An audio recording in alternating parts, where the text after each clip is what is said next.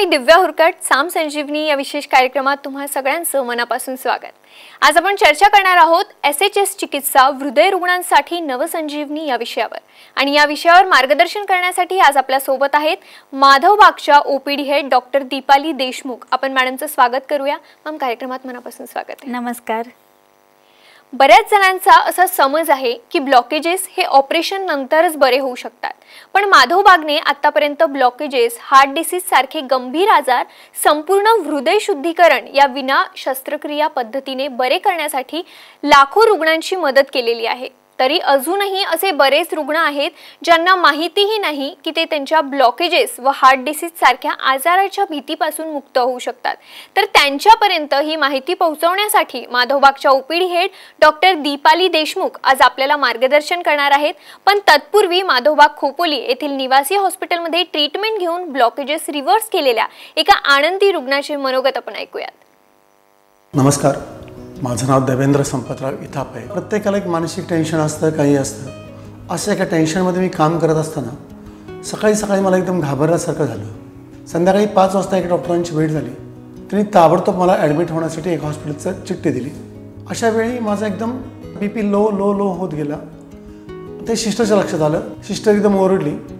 त्यापुढं मला काय आठवत नव्हतं। दुसऱ्या दिवशी मला सेकंड डेला मला सांगितलं, तुम्हाला एक सिव्हिअर अटॅक येऊन गेला, त्यामध्ये तुम्ही पूर्णपणे तुमच्या शरीराच्या नाड्या वगैरे थांबल्या होत्या, फंक्शन पूर्ण थांबलं होतं। आम्हाला इथली नस हालताना सापडली कानामागची, म्हणून आम्ही तुम्हाला इलेक्ट्रिक शॉक देऊन तुम्हाला जाग केलं। परंतु तुम्हाला ताबडतोब एन्जिओग्राफी आणि एन्जिओप्लास्टीचा सल्ला इमिजिएटली दिला। मी ज्या बिल्डिंगमध्ये राहत होतो त्या बिल्डिंगमध्येच माझ्या खाली एक डॉक्टर राहत होते। ते डॉक्टरांची 2 दिवसापूर्वी एन्जिओप्लास्टी झाली होती आणि तिसऱ्या दिवशी ते एन्जिओप्लास्टी करत असतानाच एक्सपायर झाले। मी त्यावेळी ठाम निर्णय घेतला की एन्जिओप्लास्टी करायची नाहीच। त्यावेळेलाच मला माधवबागचा गुगलवर मला माहिती मिळाली। मी ताबडतोब माधवबागला आलो। माधवबागला आल्यानंतर नाडी परीक्षण केलं, 2D एकोचा सल्ला दिला। संध्याकाळीच जेवायला गेलो। जेवण बघितलं इतकी चिडलो। रोज 2-2.5 भाकरी खाणारा माणूस याच्यावर काय खाणार? तुम्हाला लिटरली सांगतो, 2002 सालापासून मला BP होता, ब्लड प्रेशर होतं। 6 गोळ्या मला होता, 6 टॅबलेट होता। जाताना मला एकही ॲलोपॅथिक टॅबलेटची गोळी नव्हती। मी 4 वाजता उठतो, 4:30 पावणे 5ला सगळं फ्रेश होऊन चालायला जातो। चालवल्यानंतर तुमच्या MIB+ ॲप लावतो। आज माझं 14 किलो वजन कमी झालं, त्याबरोबर 15 सेंटीमीटर पॅन्टचा घेर कमी झालेला आहे। योग्य आहार, योग्य व्यायाम यानं आपण किती चांगले होऊ शकतो हे मला माधवबागनं शिकवलं आहे। माधवबागची एकच अट की त्या तुम्ही फॉलो करा। जे काय इन्स्ट्रक्शन देतात, जो काय आहार देतात तो फॉलो करा, जो व्यायाम सांगतात ते फॉलो करा, तुम्हाला लवकर रिझल्ट मिळतात। मी प्रत्यक्ष उदाहरण आहे। अगदी खूप बोलकी अशी ही प्रतिक्रिया आपण बघितली। मॅम, माधवबागमध्ये देशातूनच नाही तर परदेशातूनही रुग्ण येत असतात उपचारासाठी। तर यांच्यातली जी ब्लॉकेजेस संबंधित भीती आहे त्यांना त्या भीतीपासून मुक्त करण्यासाठी तुम्ही काय करता? आता आपण नीट समजून घेऊयात की ब्लॉकेजेस म्हणजे नेमकं काय। आता ब्लॉकेजेस आणि हार्ट अटॅक म्हणजे आपल्याला जेव्हा ब्लॉकेजेस दिसले की एकच दिसतं की अरे मला हार्ट अटॅक आला तर काही माझं काही खरं नाही, आता माझं शक्यता कमी आहे, असे बरेच म्हणजे मनात विचार येत असतात। तर सांगायचा उद्देश की ब्लॉकेजेस इज डिफरंट थिंग आणि हार्ट अटॅक येणं इज अ डिफरंट थिंग। आता ब्लॉकेजेस जे आहेत ना ते चरबीच्या गुठळ्या आहेत। म्हणजे आपण जे काही खातो ना त्याचं व्यवस्थित पचन नाही झालं की त्याची खराब चरबी तयार होते आणि त्याला म्हणूयात आपण सॅच्युरेटेड फॅट्स, आणि हळूहळू डिपॉझिट होत तुमचे ब्लॉकेजेस तयार होतात। म्हणजे ब्लॉकेजेस काही 1 किंवा 2 दिवसात तयार झालेत असं नाही आहे, तर मागचे 10 ते 15 वर्षाची बऱ्याच वर्षांची संप्राप्ती असते। तर ह्या ब्लॉकेजेसमुळे खूप घाबरण्याचं कारण नाही आहे की आपल्याला जे भीती असते की ब्लॉकेजेस आहेत आणि मला आता हार्ट अटॅक येणार, तर आता नक्कीच हार्ट अटॅक हा ब्लॉकेजेसमुळे येतो का? तर नक्कीच नाही। हार्ट अटॅक हा हृदयाच्या रक्तवाहिनीत रक्ताची गुठळी अडकली म्हणजे थ्रोम्बोस किंवा प्लाक तो अडकला आणि त्यांनी टोटली ब्लड सप्लाय तुमच्या हृदयाच्या मांसपेशीला मिळालाच नाही, 6 तासापर्यंत त्या स्टार्वेशनमध्ये गेल्या, त्या मसलला त्याचं रक्तपुरवठा मिळाला नाही, त्या डॅमेज होणे किंवा स्टार्वेशनमध्ये जाणे म्हणजे हार्ट अटॅक. आता माझ्याकडे पेशंट येतात की त्यांची 25 तारखेला एन्जिओग्राफी झालेली असते, त्याच्यामध्ये त्यांना ब्लॉकेजेस दाखवलेले असतात आणि त्यांचे 30 तारखेला माझ्याकडे येतात आणि तेव्हा मी त्यांना विचारते की खरंच तुम्हाला ह्या ब्लॉकेजेसमुळे हार्ट अटॅक आला असता तर रोज हार्ट अटॅक यायला हवा होता, हो की नाही. तर सांगायचा उद्देश की हे ब्लॉकेजेसमुळे कधीच हार्ट अटॅक येत नाही. जसं डायबिटीज एक रिस्क फॅक्टर आहे, तुमचं ब्लड प्रेशर एक रिस्क फॅक्टर आहे, कोलेस्ट्रॉल वाढणं एक रिस्क फॅक्टर आहे, तसंच ब्लॉकेजेस रिस्क फॅक्टर आहेत. ब्लॉकेजेस याच्यामुळे काय होतं की रक्तवाहिन्यामध्ये जसा पाहिजे तसा रक्तपुरवठा हृदयाच्या मांसपेशीला मिळत नाही आणि जसा पाहिजे तसा रक्तपुरवठा मिळत नाही म्हणून छातीत भरणे, जे छातीत टोचल्यासारखं दुखणे, घाम येणे, हे सगळे बरेच लक्षणे आपल्याला दिसून येतात. आणि हे क्रोनिक डिसीज आहे तुमचं ब्लॉकेजेस असणं. आणि हार्ट अटॅक हा इमर्जन्सी ट्रीटमेंट आहे की प्लाक तयार झाला, रक्ताची गुठळी तयार झाली आणि ती जाऊन हृदयाच्या रक्तवाहिनीत अडकली. आता हे ब्लॉकेजेस आहेत आणि तिथून जर रक्ताची गुठळी तिथे अडकली आणि त्यांनी totally blood supply cut off केला तर तुम्हाला हार्ट अटॅक येऊ शकतो. पण प्रत्येक वेळेस ब्लॉकेजेस असले की हार्ट अटॅक आलाच पाहिजे असं नक्कीच नाही आहे. त्याच्यामुळे ब्लॉकेजेस असण्यामुळे लगेच हार्ट अटॅक येईल, काहीतरी भीती निर्माण होईल असं नक्कीच नाही आहे. त्याच्यामुळे ब्लॉकेजेसला घाबरण्याचं कारण नाही. Blockages is a lifestyle disorder, खाण्यापिण्याच्या बदलत्या जीवनशैलीमुळे तयार होत आहेत, तर तेच आपल्याला करावं लागणार आहे. तर आपण जी संपूर्ण हृदयशुद्धीकरण ही निवासी चिकित्सा करतो, SHS ट्रीटमेंट करतो, ही 6 ते 7 दिवसांची निवासी चिकित्सा असते. ह्यामध्ये आपण 5 सूत्रावर काम करतो, म्हणजे आहार, विहार, औषध, पुन्हा ताणतणाव कमी करणे आणि योगा, प्राणायाम, मेडिटेशन आणि संपूर्ण हृदय शुद्धीकरण ही आपली पंचकर्माची ट्रीटमेंट. आता ह्या पंचकर्माच्या ट्रीटमेंटनी काय होतं की व्हीनस रिटर्न वाढून म्हणजे पेरिफेरल रेजिस्टन्स कमी होऊन व्हीनस रिटर्न वाढवला जातो. इनपुट वाढलं की आउटपुट वाढतं आणि कोरोनरी फिलिंग्स होतात. म्हणजे आपण ह्या SHS ट्रीटमेंटनी, संपूर्ण हृदय शुद्धीकरण ह्या ट्रीटमेंटनी नवीनच रक्तवाहिन्या तयार करून हृदयाचा रक्तपुरवठा वाढवून देतो. म्हणजे 7 दिवसामध्ये आपण नॅचरल वेनी बायपास करून देतो आणि पहिल्या दिवशी सगळ्या टेस्ट करतो आणि पुन्हा शेवटच्या दिवशी करतो आणि विथ रिपोर्ट्स पेशंटला फरक दाखवतो. आणि सोबत हे ब्लॉकेजेस पण रिव्हर्स होण्यासाठी आता काम होतं आहे. त्यासाठी पेशंटला डाएट, पेशंटला एक्झरसाइज ह्या गोष्टी करणं गरजेचं आहे. कारण जसं मी सांगितलं की ब्लॉकेजेस 1 किंवा 2 दिवसात तयार झाले नाही आहेत, तर मागचे 10 ते 15 वर्षाची संप्राप्ती आहे आणि आपल्या खाण्यापिण्याच्या बदलत्या जीवनशैलीमुळे हे ब्लॉकेजेस तयार होत आहेत. तर ते जाण्यासाठी तुम्हाला तेवढा वेळ द्यावाच लागणार आहे. तर ब्लॉकेजेस हे आपलं जे पचन व्यवस्थित होत नाही आहे त्याच्यामुळे सगळे होत आहेत. तर असंही म्हणलं जातं आयुर्वेदामध्ये की रोग एपी सर्व, जे सगळे रोग होतात ना ते मंदाग्नीमुळेच होतात. म्हणून पचन व्यवस्थित होणं गरजेचं आहे. त्यामुळे आपले लाईफस्टाईल मॉडिफिकेशन करणं गरजेचं आहे.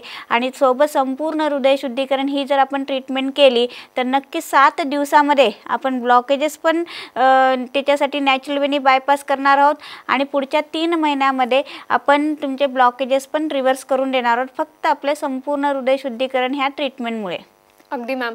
तर माधव बागने त्यांच्या कॉपीराईट प्राप्त विना शस्त्रक्रिया आयुर्वेदिक SHS चिकित्सेच्या मदतीने आतापर्यंत हृदयविकार असलेल्या लाखांहून अधिक रुग्णांना हृदयरोगाच्या भीतीपासून मुक्त करून त्यांना आनंदी जीवनाचा अनुभव दिला आहे. तुम्हालाही जर का तुमच्या आजारातून व त्याच्या त्रासापासून मुक्त व्हायचं असेल तर आजच माधवबागच्या तज्ज्ञांशी बोला. त्यासाठी फक्त 02248906262 या क्रमांकावर मिस कॉल द्या. हे क्रमांक सध्या तुम्ही TV स्क्रीनवरती बघू शकताय, तर नक्कीच आवर्जून हे नोट करून घ्या आणि या क्रमांकावर मिस कॉल द्या. मग पुन्हा आपण दुसऱ्या प्रश्नाकडे वळूयात. ब्लॉकेजेस खरं तर हा खूप गंभीर आजार आहे आणि ब्लॉकेजेस म्हटलं की बायपास, तर विना शस्त्रक्रिया हे सगळं कसं बरं होईल ही एक भीती असते. पण हे आयुर्वेदिक उपचाराने तुम्ही बरं करताय, तर खरंच हे शक्य आहे का, हे कसं पटवून द्या? नक्कीच हे शक्य आहे. आणि आपण काही 1 किंवा 2 पेशंटमध्ये हे गोष्टी केलेल्या आहेत असं नाही, तर लाखो पेशंटमध्ये ह्या गोष्टी झालेल्या आहेत आणि त्याचे आपण संशोधन पूर्ण केलेलं आहे. आपले जे शोध निबंध आहेत म्हणजे रिसर्च पेपर आहेत ते वर्ल्ड हार्ट काँग्रेस, पुन्हा वर्ल्ड हार्ट जर्नल, जे वर्ल्ड हार्टचं मेन जर्नल आहे ना लॅन्सेट, त्यामध्ये आपला हा रिसर्च पेपर सबमिट झालेला आहे.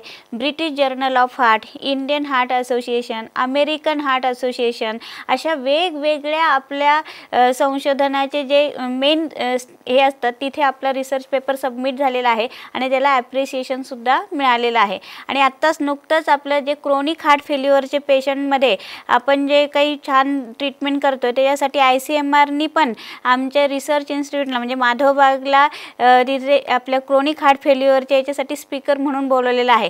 म्हणजे ही इतकी आनंदाची गोष्ट आहे की त्याच्यामध्ये आपण 1 किंवा 2 पेशंटमध्ये ह्या गोष्टी केलेल्या नाहीत, तर आपला रिसर्च ऑलरेडी रोजच्या रोज चालू असतो. रोज आपण पेशंटचे सगळे पॅरामीटर्स बघत असतो आणि असे लाखो पेशंटचे आपण reports first day last day केलेले आहेत आणि त्याच्यानुसार आपण हे रिसर्च पेपर बनवलेले आहेत आणि त्याच्यामध्येही आपल्याला ॲप्रिशिएशन मिळालेलं आहे. म्हणून की आपण पटवून देऊ शकतो की हा सूर्य हा जयद्रथ पेशंटला आपण इथेच दाखवून देतो हॉस्पिटलमध्ये. त्याच्यामुळे पेशंटलाही सॅटिस्फॅक्शन होतं आणि आम्हालाही त्यांची इम्प्रूव्हमेंट झाली त्याचा आनंद मिळतो. अगदी मॅम, आणि खूप खूप अभिनंदन तुमचं त्यासाठी. तर जसं आत्ता मॅमने सांगितलं, Lancet international journal of cardiology, British medical journal अशा 150हून अधिक संशोधन प्रबंधांनी मान्यता दिलेल्या माधवबागच्या कॉपीराईट प्राप्त विनाशस्त्रक्रिया आयुर्वेदिक SHS चिकित्सेच्या मदतीने आत्तापर्यंत हृदयविकार, डायबिटीज, BP, कोलेस्ट्रॉल आणि अतिलठ्ठपणा असलेल्या 10 लाखांहून अधिक रुग्णांना हृदयरोगासारख्या प्राणघातक आजारांच्या भीतीपासून मुक्त करून आनंदी जीवनाचा अनुभव त्यांनी दिला आहे. तुम्हालाही जर का तुमच्या आजारातून आणि त्याच्या त्रासापासून मुक्त व्हायचं असेल तर आजच माधवबागच्या संपूर्ण हृदय शुद्धीकरण पंचकर्म महोत्सवात सहभागी व्हा. त्यासाठी फक्त 02248906262 या क्रमांकावर तुम्हाला मिस कॉल द्यायचा आहे. ते क्रमांक सध्या तुम्ही TV स्क्रीनवरती बघू शकता, तर नक्कीच आवर्जून नोट करून घ्या. मॅम, खरं तर ही जी ट्रीटमेंट आहे हार्ट डिसीजवर असो किंवा मधुमेहावर 7 दिवसात ही ट्रीटमेंट तुम्ही करता माधवबागमध्ये, तर नेमकं काय काय केलं जातं यात? सगळ्यात महत्त्वाचं आहे की हे सगळे लाईफस्टाईल डिसऑर्डर, खाण्यापिण्याच्या बदलत्या जीवनशैलीमुळे हे सगळं होतं आहे. तर दिवसाचं आचरण कसं असावं हे खूप महत्त्वाचं आहे. म्हणजे दिनचर्या इज व्हेरी इम्पॉर्टंट. म्हणजे आपण जे काही हे जे डिसीजेस आहेत म्हणजे डायबिटीज म्हणा, ब्लड प्रेशर म्हणा, ओबेसिटी म्हणा किंवा कोलेस्ट्रॉल वाढलेलं असणं किंवा हे ब्लॉकेजेस तयार होणं, हे सगळे आपल्या बदलत्या जीवनशैलीमुळे होणारे डिसीजेस आहेत. हे क्रोनिक डिसीजेस आहेत. यामध्ये आपले वेळी खाणे, पुन्हा आपल्या व्यायामाचा अभाव, सेडेंटरी लाईफस्टाईल, ताणतणाव. आता आपण बघितलं की लहान मुलापासून मोठ्या सगळ्या माणसापर्यंत सगळ्यांचा ताणतणाव वाढलेला आहे. तर हे सगळे जे आहे ताणतणावामुळे रक्तवाहिन्यांची लवचिकता कमी होते आणि मग हे सगळे डिसीजेस तयार व्हायला सुरुवात होतात, म्हणजे ब्लॉकेजेस आणि हार्ट अटॅक. त्यासाठी आपल्याला ही जीवनशैली चेंज करणं गरजेचं आहे. त्यासाठी आपण पूर्ण दिवसाचं आचरण ह्या निवासी चिकित्सेमध्ये काय असावं हे ठरवून देतो. आपण म्हणतो ना सूर्याप्रमाणे वागावे. जसं सूर्य माथ्यावर येतो तेव्हा तो पृथ्वी तलावर प्रकाश टाकतो, त्याच वेळेस आपले पाचक स्राव बाईल सिक्रेशन सर्वत असतात. त्यावेळेस पोटात काहीही अन्न टाकलं की त्याचं छान पचन होतं. म्हणून आपण दुपारचं जेवण 12 ते 1:30च्या दरम्यान घेतो.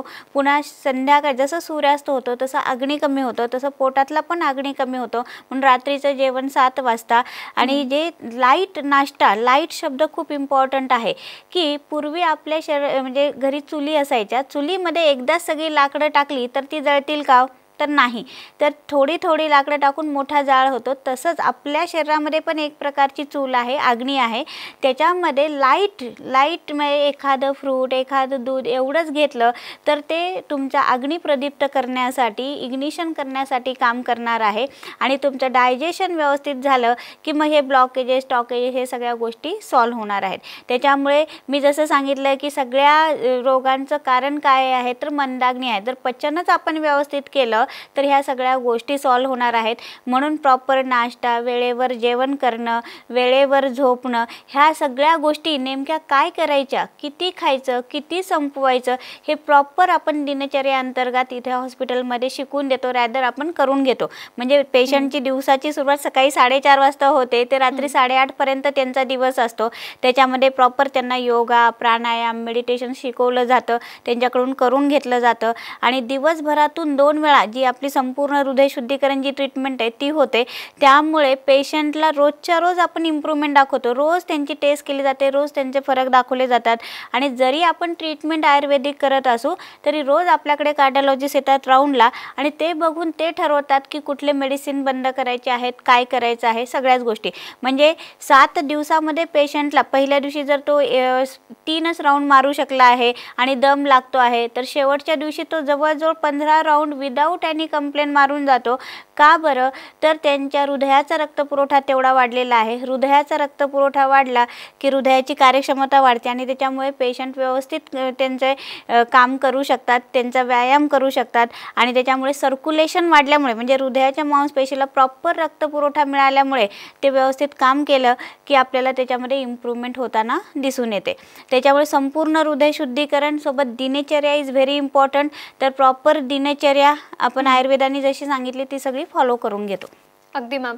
तर माधव बागने आखून दिलेल्या या दिनचर्येच्या मदतीने लाखो रुग्णांना डायबिटीज, बीपी, कोलेस्ट्रॉल आणि हृदयविकार अशा सर्व आजारांच्या भीतीपासून मुक्त केलेलं आहे आणि त्यातीलच कोणतेही ऑपरेशन न करता माधव बागची ट्रीटमेंट घेऊन आनंदी जीवनाचा अनुभव घेत असलेल्या अजून एक रुग्णाचे मनोगत आपण ऐकूया। माझं नाव डॉक्टर सतीश भास्करराव पाटील। मी माजी मंत्री आहे। राजकीय जीवनामध्ये स्ट्रेसफुल जीवन असतं। यात मला डायबिटीज कधी झाला हे समजून सुद्धा आलं नाही। 3 महिन्यापूर्वी मला थोडासा हृदयाचा त्रास झाला। अँजिओग्राफी केली, पुणे येथे डॉक्टरांना दाखवलं। डॉक्टरांनी सांगितलं की एक वेन ब्लॉकेज आहे, जवळपास 90%। अँजिओप्लास्टी करणं गरजेचं आहे।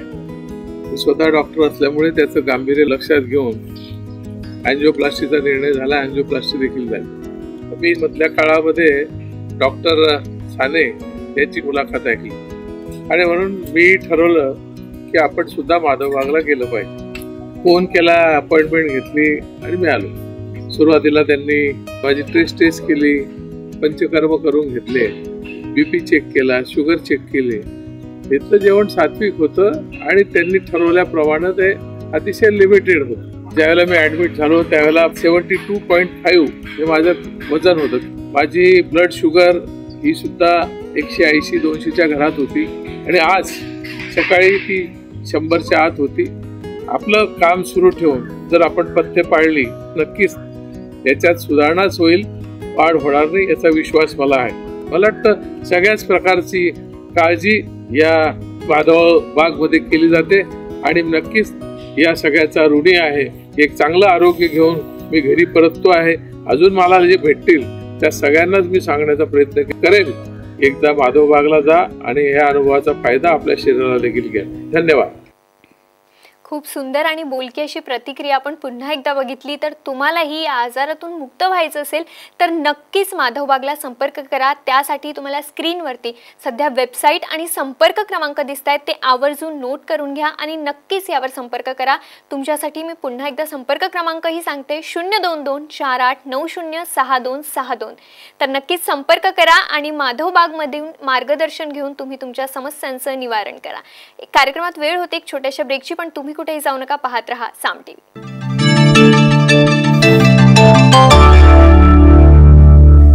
साम संजीवनीमध्ये ब्रेक नंतर तुम्हा सगळ्यांचं पुन्हा एकदा स्वागत। डॉक्टर दीपाली देशमुख आपल्याला मार्गदर्शन करतायत।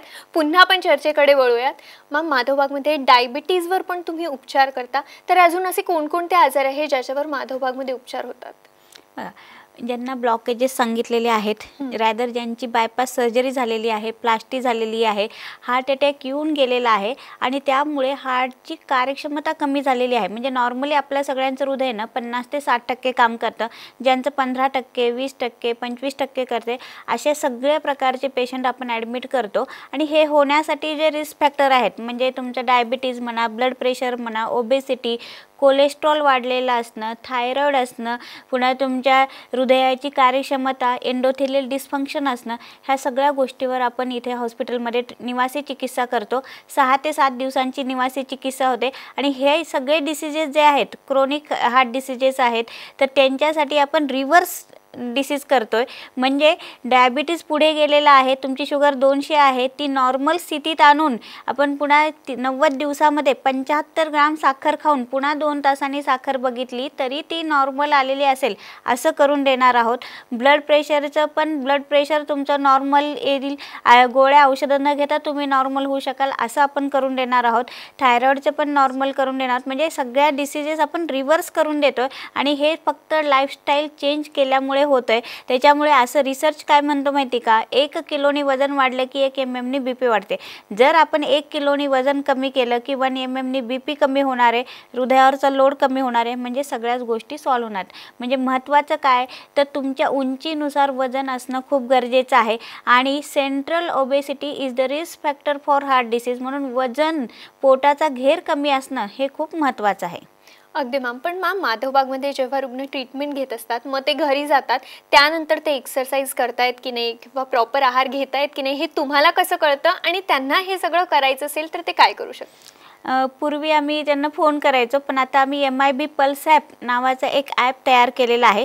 त्यामध्ये जवळजवळ हजारो एक्झरसाइज सेशन आहेत, पुन्हा डाएटचे सेशन आहेत, म्हणजे खूप सारे लेक्चर्स आहेत, सगळ्या डॉक्टरांचे त्याच्यामध्ये लेक्चर्स आहेत. आणि सोबत पेशंट त्यांच्या किती त्यांनी एक्झरसाइज केलेला आहे, हार्ट रेट किती आहे, ब्लड प्रेशर किती आहे, त्यांना त्रास काय होतो हे सगळं आम्हाला पाठवू शकतो. आणि रोजच्या रोज आम्हाला ते अपडेट मिळतात. आणि त्यामुळे ह्या कोरोनाच्या काळात पण आपण सगळे पेशंट व्यवस्थित ठेवू शकलो फक्त MIB पल्स ॲपमुळे. म्हणजे ही जी टेक्नॉलॉजी आहे त्यामुळे आपण इन टच राहतो पेशंटला काही इमर्जन्सी असेल तर ते लगेच तिथे आम्हाला कॉल येतो आणि त्याच्यानुसार मग त्यांची ट्रीटमेंट डिसाईड करून दिली जाते. म्हणजे ते पेशंटला सुद्धा फायदेशीर आहे आणि आम्हाला पण 90 दिवसामध्ये पेशंटचा डिसीज रिव्हर्स करायचा आहे, त्यासाठी ते खूप फायदेशीर होऊन गेले.